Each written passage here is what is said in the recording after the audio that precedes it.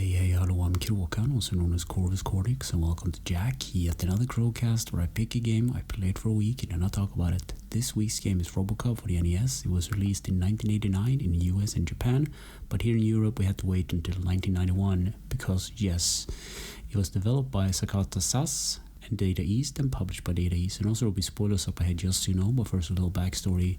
So I remember that one of my friends actually had this game when we were kids, and we played it a bit, and I also remember I haven't reviewed it for the podcast, so why not? As you start up the game you get some logos and titles, and if you wait a bit you get some information about the robotic police officer himself. So you also get to learn about his prime directives, which are serve and protect the public's trust, protect the innocent, uphold the law, and the fourth one is redacted, it's classified, and it gets told why that is later in the game.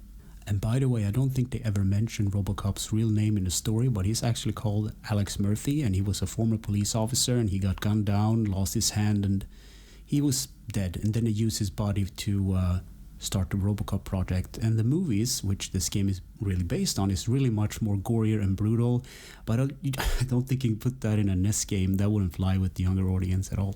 So at the start up you have two options, new game and continue, and the continue work is this: if you get a game over, you start up at the beginning of that sort of level stage that you were at, but you don't have any points, that's the only penalty. So you get a cool slide of Robocop loading his gun and fire a bit, and then you're off to the second streets of Nash Avenue and crime is in progress. So once you load up the stage you will realize some of the problems that Robocop actually has. He is slow as a snail, he's not moving that fast, and he can't jump. I get that he's a machine, but come on, a little bit faster please.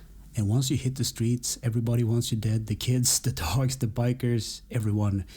So I picked up a P-Tank, and the P-Tank works as power, so Robocop can take a certain amount of hits, but you can also block with the select button of all buttons.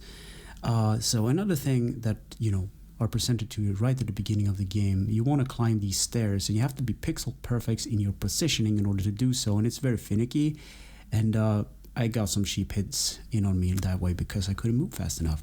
So a bit into the stage you actually can use your gun, so previous to this you just used your fists to, hit people.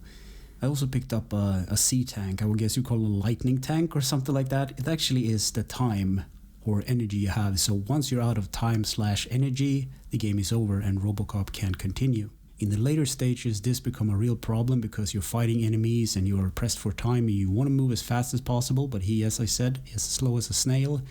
And you have to be very careful in certain sections because of some enemy placements and whatnot. So this is a game that you play over and over again and get increasingly better at it. But the first time, good luck beating the stage. So after playing through the first stage, I walked into a warehouse and a big dude attacked me. So the funny thing about this fight, you can actually shoot at him, but he will block your bullets, believe it or not. So funny thing that I did, I used the turbo controllers. I went up to him and I pushed the turbo button, I punched him down into a pulp. And the funny thing about this is that the enemies can be punched down, it's just about the timing, but I didn't know, so I just held the button, and just like, oh, he's done, moving on. And then you get a cutscene with like 2 frames of animation with Robocop actually talking, and I think AVGN referenced this in his video, which is kind of funny, like, it's really stupid. So the next stage is set during the nighttime, so guys with guns and flamethrowers hanging out of the window.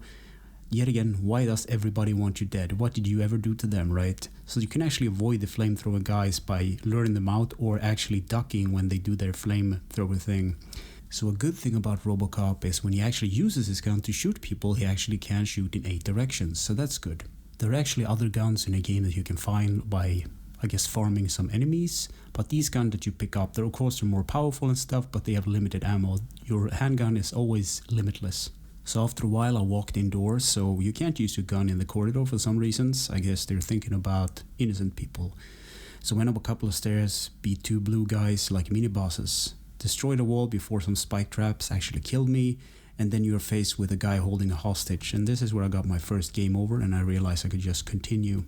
So what you're supposed to do here is you're supposed to wait for the hostage to duck so you can shoot the bad guy in the face, and that's how you, beat this boss. So once you've beaten that bad guy, you are up to the fire range to, shoot some targets for extra points.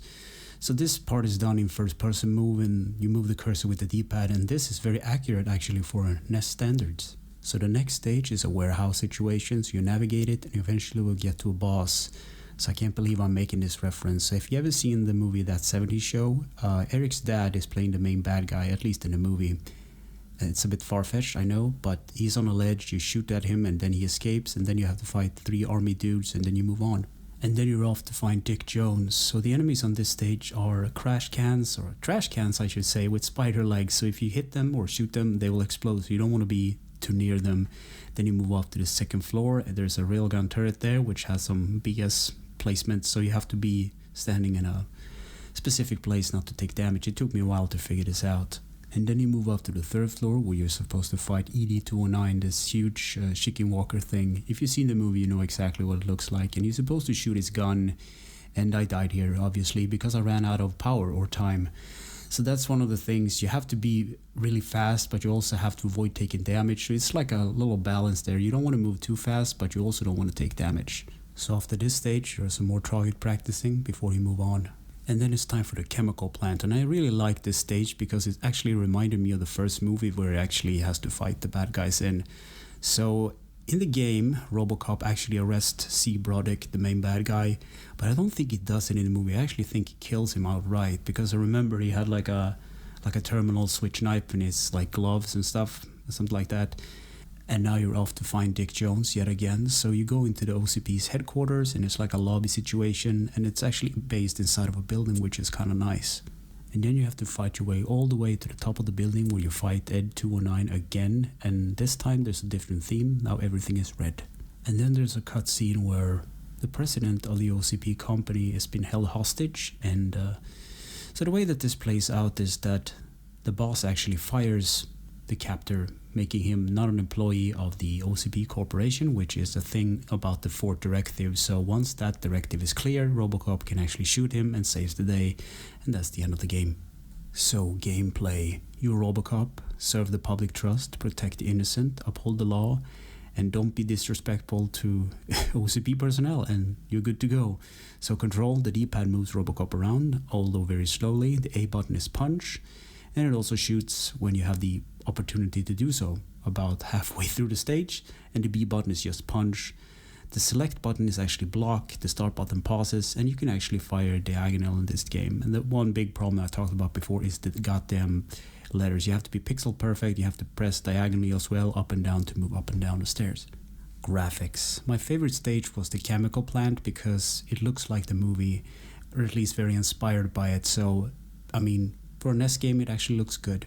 Sound and music. Hiroaki, Yoshida, Hitomi, Komatsu, and Hiroyuki made a soundtrack for this game. And my favorite track is called Specification. So if you leave the game running after the start menu and stuff, the game actually goes into a cool cutscene explaining what cool functions Robocop had, and this track plays. So I guess I'll put that at the beginning of the episode. Easter egg, secrets, and glitches. So during the first stage, there's actually a building that says Data East. So it's kind of cool that they put that in there. Just a little tiny Easter egg.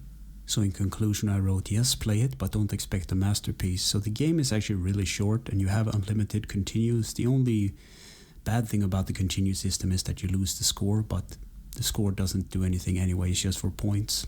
On the negative end, the game is very slow, very clunky. I guess he's a machine, so he has to move slow. So what I would recommend you do is actually watch the first movie, because I think that's actually a good movie. This game is not that good, but at least it's not a long game. It doesn't overstay its welcome. So anyway, thanks for listening and for watching, and take care.